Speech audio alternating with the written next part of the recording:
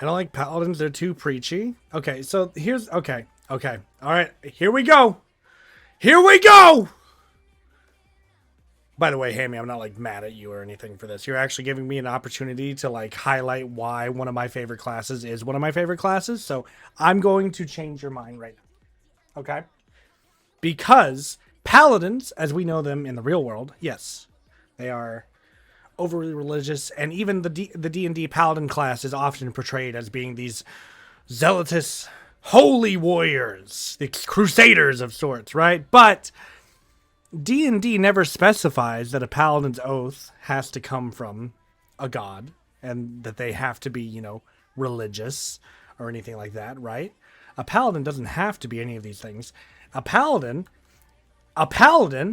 in my mind, is just a socially acceptable warlock, because a paladin has to make an oath to get their power.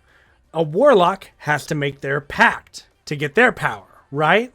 So paladins make oaths, and that's where their power comes from. So, for example, because I know that everyone's go-to is like devotion paladins, where they're like, sworn to protect and they want to heal people and yada yada. And that's great and all, but you also have to factor in there's also the vengeance paladin, which is what I'm playing now, where basically they just want you to fuck up as many people as you possibly can. And it just at the strength that you possibly can, And not only that, paladins, and you say they're preachy, which is funny because they are actually charisma casters. So because they're charisma casters, paladins are intended to be charming. They're intended to be persuasive. They're actually a charisma class.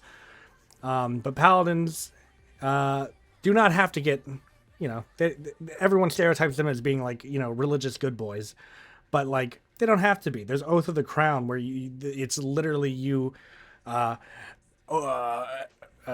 betrothing yourself to someone of royalty that's giving you the power to do the things. And, Oath Paladin's more of a support kind of paladin. But the point is, they're not sworn to like a god, and they're not doing this in the name of a god. A paladin can do these things in the name of a god, but they don't have to. And even going further back, we've got the Oath of the Ancients, which are basically druid paladins that have sworn to protect nature in all forms, right? So, like, yes, paladins can be religious good boys who are just fighting in the name of their god or fighting in the name of whatever religion they follow. But the more interesting paladins, such as Sir Smites a lot here, can fight for whatever they've sworn their oath to, So, yeah, okay. That's all I had to say. I swear I will do whatever I want. My oath. Yeah, you can do that. You can absolutely do that. That's what's great about the paladin. They are just warlocks. A paladin is just a warlock with extra steps. That's all there is to it.